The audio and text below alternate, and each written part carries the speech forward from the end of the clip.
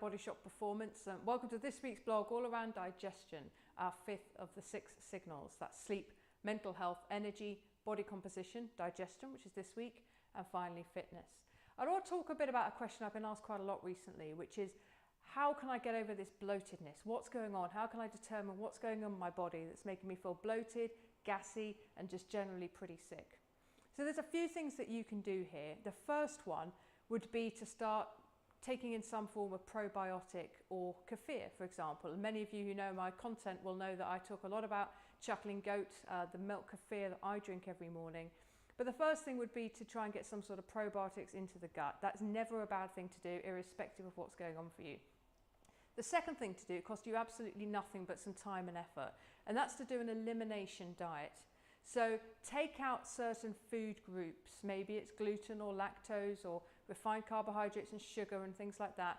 Take them out of your diet for 2 weeks, not more, and see how you feel. Does the bloating go down? Does the gas go away? Do you feel better, more energized and healthier?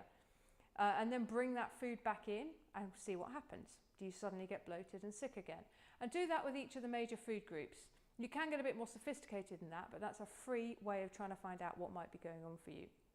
The next step would be to do some testing. Now you can go to the doctors and try and get some testing through them.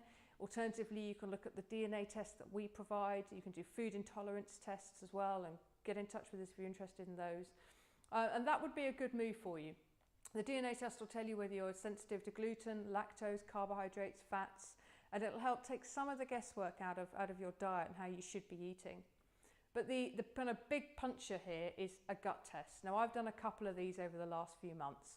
My first one found that I had candida, and I'm pleased to say that's gone in my second test, but I noticed some oddities in my second test, and I need to go through those results and find out what those things are.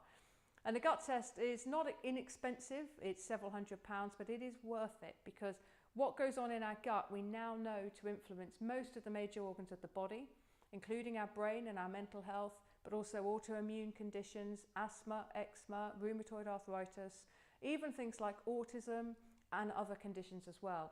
We now know that the command and control center is almost certainly in the gut rather than in the brain. So if you are suffering from any of those symptoms, first of all, stop, take stock, write down everything that you're eating, and then start to eliminate some stuff. Get some good quality probiotics or kefir into your system as well.